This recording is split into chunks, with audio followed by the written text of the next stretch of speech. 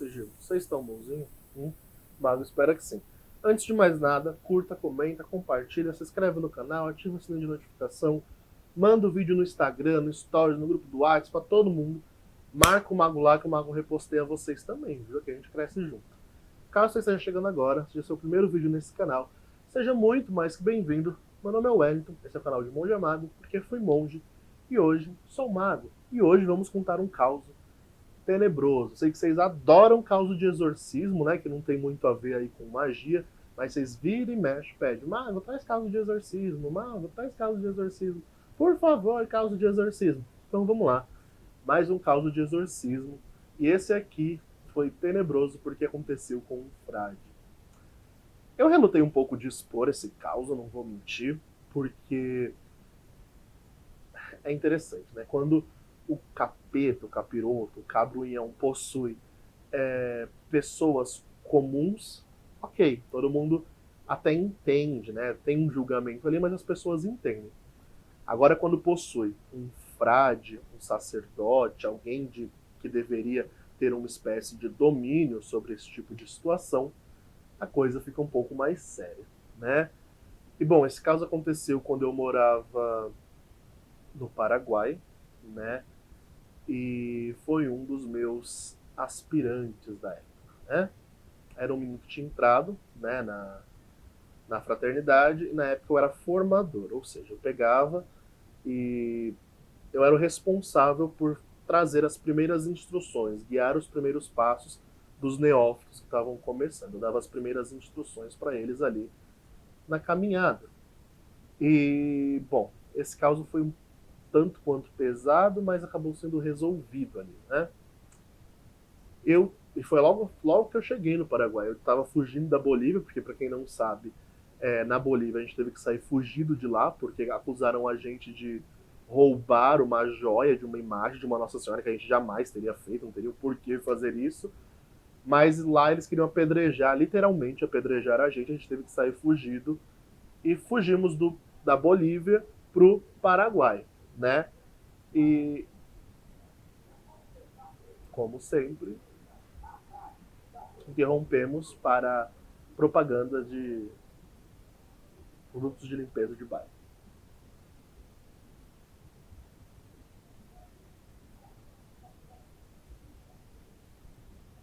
Enfim.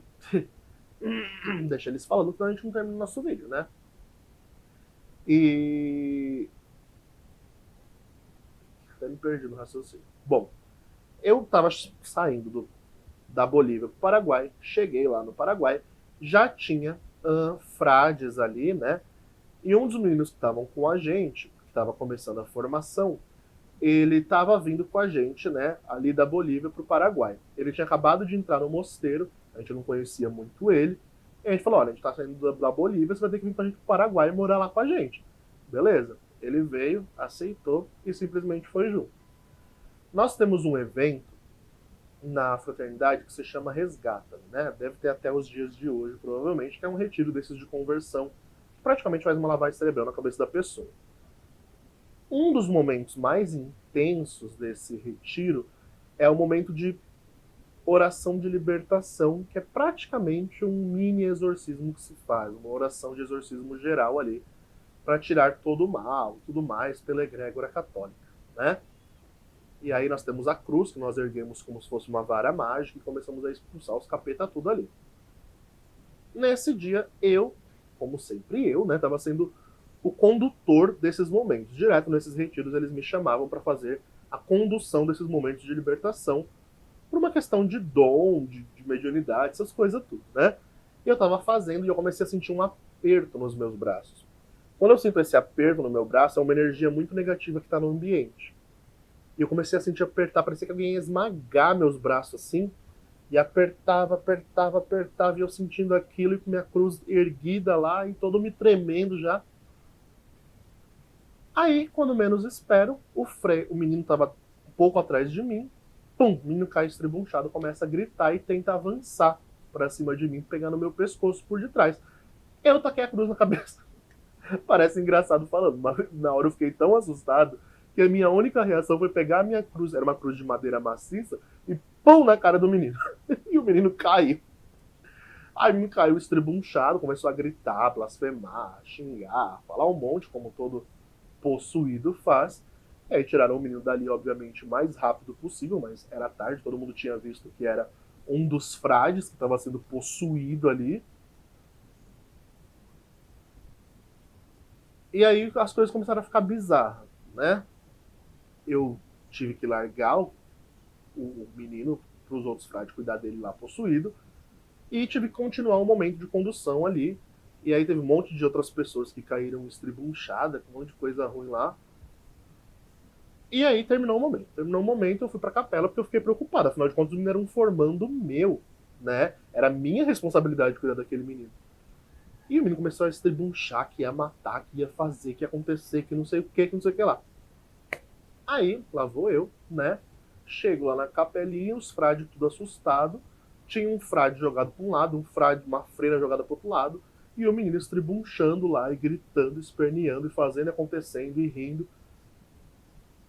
Aí eu entrei e tentei fazer alguma coisa, só que aí eu pedi para os outros freios segurar. Os outros freios estavam tudo cagados de medo, mas foram segurar. Aí eu perguntei qual que tinha sido a brecha que o menino tinha dado pro capeta entrar nele, né? Afinal de contas, ele era um frei.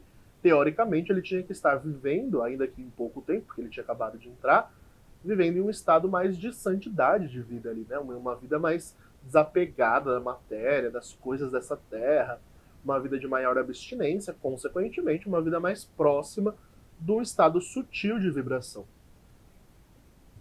E aí, nesse interrogatório de exorcismo que a gente faz, não tinha nenhum padre ali, então eu tive que ser eu mesmo a operar a oração de libertação para o menino ali. O menino possuído com a voz do cramunhão lá, parecia que tinha 30 vozes guturais diferentes saindo da garganta do menino. Ele me fala que o menino, antes de ser frade, ele tinha feito muitas coisas erradas, né? Assim foi dito, no ramo do esoterismo, e não tinha contado para ninguém. E tinha fugido e tinha entrado pro mosteiro como uma espécie de fuga do que estava acontecendo com ele. E aí o capeta começou a soltar que estava perturbando o menino em sonhos, que não dava paz pro menino, que, sabe, estava afetando a vida do menino. Parecia que alguém da família já tinha até morrido e o capeta estava se vangloriando de ter sido ele que matou. E várias coisas assim que eu fiquei, meu Deus do céu. E aí comecei a fazer oração de exorcismo ali no menino. Aí ele começa a vomitar um negócio preto, começa a vomitar, vomitar, vomitar, começa a se contorcer. Aí tinha dois frades, que eles eram mais magrinhos, tadinho. Eles estavam segurando os braços do menino, o menino fez um negócio de força assim, que um frade bateu com a cara no outro e caíram, e aí tiveram que segurar o menino de novo. Aí eu vi que os frades que estavam ali eram tudo magrinho, tudo raquítico, não estavam conseguindo. Eu falei, bom, vamos rezar, fazer uma imposição de autoridade e deixar esse capeta no chão. E assim foi feito, o capeta não conseguia se levantar para bater na gente, graças aos deuses ali, né? Porque se tivesse acontecido seria o pior.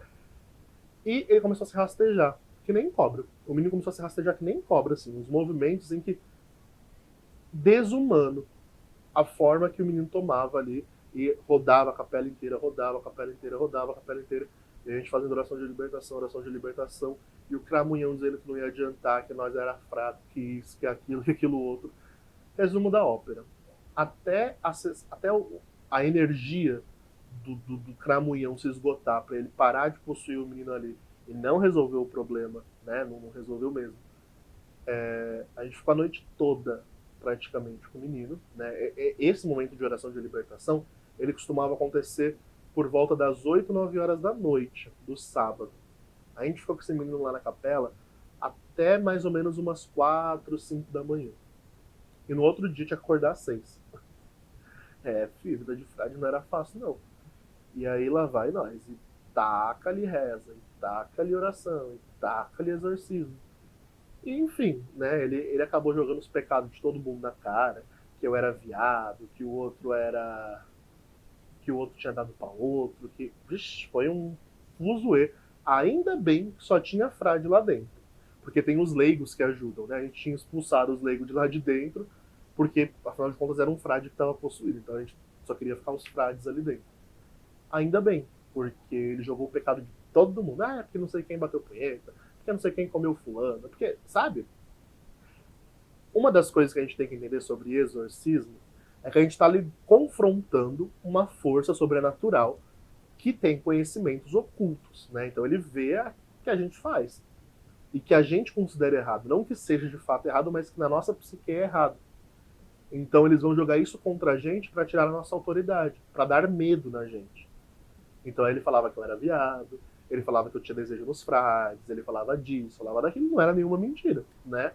E falava isso de mim, aí os outros frades me olhavam torto. Aí quando os frades me olhavam torto, ele olhava pros frades, você tá olhando o quê? Você deu pra não sei quem ontem. Aí os frades jogavam tudo assustado. Teve frade que saiu chorando, teve frade que foi embora do mosteiro depois disso, porque ficou com tanta vergonha, que não conseguiu se recompor, sabe? Então, assim, foi um desastre. Eu digo que foi pesado por causa disso, né? Porque ele começou a jogar o pecado, né? De todo mundo ali na cara, e os frades foram perdendo a linha, e no final ficou eu e mais dois frades ali, rezando por ele, até que ele acalmou, e a gente não deu conta de resolver o problema, né? Precisaria de um padre mesmo para fazer o ritual romano propriamente dito, a gente não podia fazer, porque não era padre. E assim, foi tenebroso, foi medonho o que esse menino fez a gente passar a noite. Passado o dia seguinte, não, passado o dia seguinte não, terminou o retiro, dia seguinte, na segunda, terça-feira, se eu não me engano, o frade superior meu lá ficou sabendo do que tinha acontecido e queria expulsar o menino. Não, porque ele tem que se resolver primeiro antes de ser frade. Imagina que a gente vai permitir uma coisa dessa, vai sujar o nome do mosteiro e tal. E eu falei pra ele, olha, não vai expulsar o menino, eu não vou mandar ele embora. Ah, se você não mandar ele embora, você vai sofrer as consequências disso, tá disposto?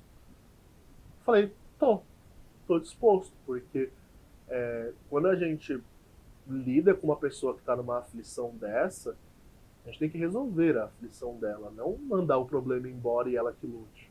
Isso não é humano, né? Ainda mais dentro de um mosteiro. Não faz sentido o que esse cara tava falando pra mim. Eu fiquei puto com ele, falei um monte pra ele, até xinguei. Aí ele falou que a gente conversava depois e foi isso por isso mesmo.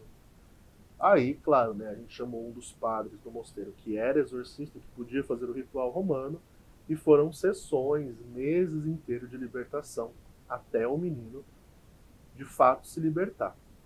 O menino se libertou, ele foi embora do mosteiro. Porque na real, o que ele estava querendo não era ser um frade, ser um monge, ele só estava fugindo do problema dele. E aí, na cabeça dele, ele pensou: ora, a melhor forma de eu fugir do capeta é entrando no mosteiro.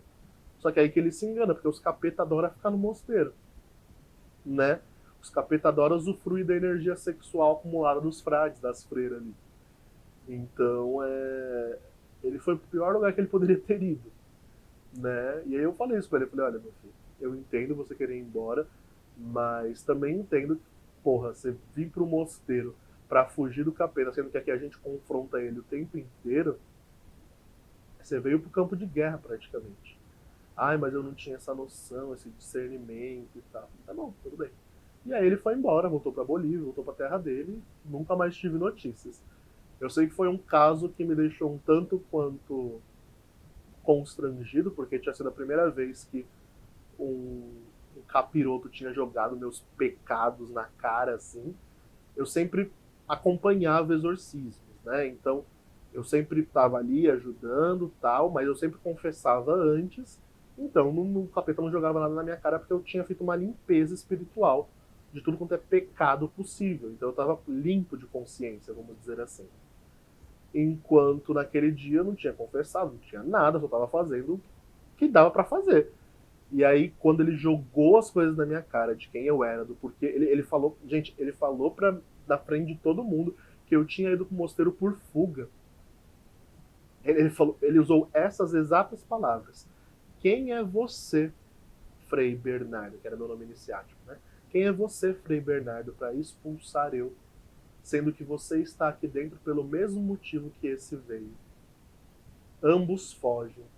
Você foge de si e da sua família. Ele foge de mim e dos meus. E aí ele começava a gargalhar com aquela risada gutural. Assim, fico até arrepiado toda vez que eu lembro disso. Foi assustador. É muito ruim quando alguém joga uma coisa assim na sua cara. Ainda mais você não estando esperando, porque na minha cabeça eu tinha toda a autoridade do mundo para fazer o que eu estava fazendo. E não que eu não tivesse, mas eu não estava confessado, minha consciência não estava tranquila, não estava em paz. Ainda mais pela ansiedade gerada por ser um frade não, um aspirante de frade ali, né? Era um aspirante que estava sendo exorcizado, que estava sendo limpo, né? E aquilo mexeu comigo, porque eu nunca tinha passado. E eu já tinha passado por várias sessões de exorcismo com vários frades, assim, de exorcizar pessoas leigas, né? E tava tudo bem, né? Nunca tinha me afetado. Agora, esse caso, putz, ele mexeu muito comigo porque eu era formador do menino. Era eu que pegava no colo e ensinava, sabe? Era eu que ensinava ele a dar os primeiros passos ali. Então, era tipo um paizão pra ele. E ver ele naquela situação me deixou muito, muito mal, né? Muito mal mesmo, porque eu me senti, entre aspas, culpado de alguma forma, mesmo que não tinha culpa alguma. E foi isso. Então me afetou muito esse caos. E aí, aquela pergunta de sempre que todo mundo faz nos comentários ou nas minhas DMs, né? Mago, mas e nesse caso, o que, que levou o menino a ficar possuído? Geralmente, o que leva a caso de possessão, isso com uma visão fora da Igreja Católica, tá? Uma visão mais esotérica da coisa, é mexer com o que você não sabe de forma inconsequente e tendo mentalidade cristã. Consequentemente, você fica mentalmente lesionado, sabe? Porque você tem uma mentalidade cristã, crente, de que tudo é o tinhoso, tudo é do diabo. Aí você sai dessa mentalidade porque você acha que você vai mexer com o diabo e vai ficar tudo bem. E não fica tudo bem, porque a sua mente não está preparada para essa mudança de 360 graus, tão radical, tão intensa, sabe?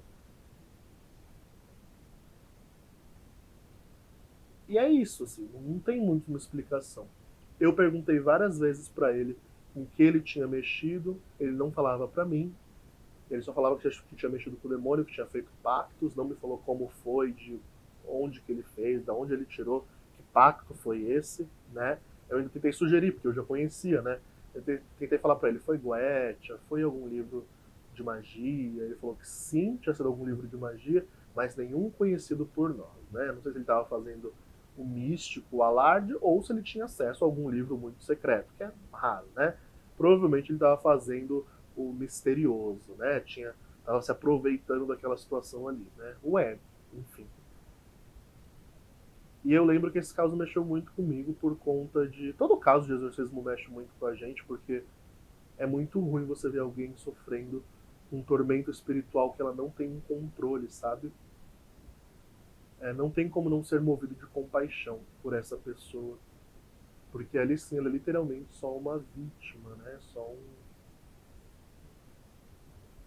Só uma casca. É bizarro isso. É o que eu falo, né, para pessoas céticas. Se você quer acreditar que algo espiritual, que consciências espirituais existem, de alguma forma tenha a oportunidade de presenciar um exorcismo de verdade. Não esses evangélicos, porque isso é tudo fachada, mas um exorcismo autêntico, aonde uma criança fala hebraico, aramaico, sem saber, aonde uma pessoa levita, aonde uma pessoa vomita coisas que são bizarras, como pilha, correntes. Já vi pessoa suar vidro durante um exorcismo. O sangue dela tinha vidro no sangue, sabe? Se rastejar que nem cobra, orelha ficar pontuda, tipo de bicho, sabe? Surgir presas. Já vi todo esse tipo de manifestação metamórfica acontecendo em caso de exorcismo. Então, assim, é coisa que faz, creio eu, qualquer cético questionar o seu ceticismo. Eu mesmo, que eu me considero meio cético até hoje, toda vez que eu lembro desses causos, o meu ceticismo ele morre, porque não tem como, não dá. Não tem como você falar que é um fenômeno psicológico, algo tão surreal, tão devastador, tão intenso, né? Foge do viés psicológico, foge de qualquer paradigma psicomental.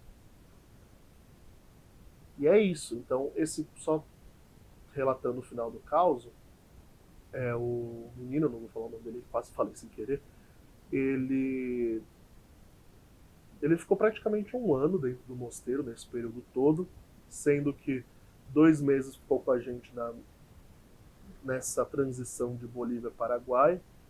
No Paraguai, a gente mal chegou e o menino já ficou todo estribunchado pelo capiroto lá no retiro. Depois do retiro, depois de tudo isso, ele ficou ainda uns 6, 7 meses em processo de libertação até conseguir, de fato, se ver livre do que estava acontecendo com ele, dessas questões de exorcismo e tudo mais. E eu acompanhei os 7 meses dele ser exorcizado, porque eu era formador dele, o responsável direto por ele ali dentro. E eu tinha comprado briga com o superior, né? Eu comprei briga com o superior dizendo que não era para expulsar ele, que eu iria acompanhar o processo de libertação do começo ao fim. E que isso não impossibilitava ele de ser um monge. E de fato não impossibilitava. E é interessante você ver como até os fenômenos mais sobrenaturais, mais intensos, eles foram diminuindo. É como se a energia acoplada a cada ritual que fosse feito fosse saindo, se esvaindo. É como se fosse uma libertação que acontecesse bem paulatinamente ali, sabe? E a energia sutil vai tomando lugar da densa, aquele ser, aquela consciência obsessora vai perdendo espaço dentro da energia daquela pessoa, até que a desobsessão acontece, né? O que eu mais achei interessante nessa experiência é o capiroto possuir uma pessoa que já estava vivendo uma vida mais santa, mais piedosa, né? Isso me mostrou na época, né? Me fez meditar que ninguém está livre de ataques obsessores espirituais, né? Que qualquer pessoa pode ser de fato possuída, obsessionada e tudo mais. E outra coisa que me marcou muito foi o capiroto, né? Jogar na minha cara que eu tava ali. Isso me deixou em crise por muito mais tempo, né? O menino foi embora do mosteiro e ele indo embora, eu fiquei pensando muito em eu ir embora, porque o meu caso era muito parecido com o dele, só que o dele era espiritual e o meu era mais carnal, né? Porque eu tava ali dentro por uma fuga, né? Eu não nego isso. E o diabo, sei lá, o espírito que tava nele ali possuindo, jogar isso na minha cara foi. Ai, foi bizarro. Bizarro, bizarro, bizarro. Então, são coisas que a gente não esquece, né, na nossa trajetória nesse período. E como vocês gostam de casos de exorcismo, falei, bom, vamos trazer mais um aí que foi marcante e tenebroso. E bom, gente, é isso. Então, caso você esteja precisando de um trabalho de magia, uma consulta oracular, consulta de scrying, de runas, de tarô, do que você quiser, chama que a gente faz acontecer. Teremos coletivo com o Gremory esse mês, tá? Setembro, mês da primavera. Então primavera é o quê? O florescer, né? Então o mago ele não dá um ponto sem nó. É o mês do florescer, é o mês das flores, o mês do renascimento, o mês da juventude. Logo o mês do fogaréu, né? Então é o mês onde tudo renasce, o fogo reacende. Então vamos reacender o fogo no chibio de todo mundo. Rito de luxúria e magnetismo sexual com Gremory agora em setembro. Chama que a gente faz acontecer, tá bom? Caso você esteja querendo aprofundar o seu conhecimento mântico ou oracular, temos o curso de Scrying para iniciantes, para aprender a ver na bola de cristal ou espelho negro.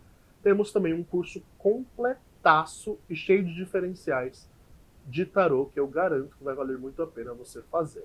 Bom, demais, usem o vermelho, façam um elinho, vamos tirar o biruliro do poder. Abominem o biruliro, votem consciente e falou!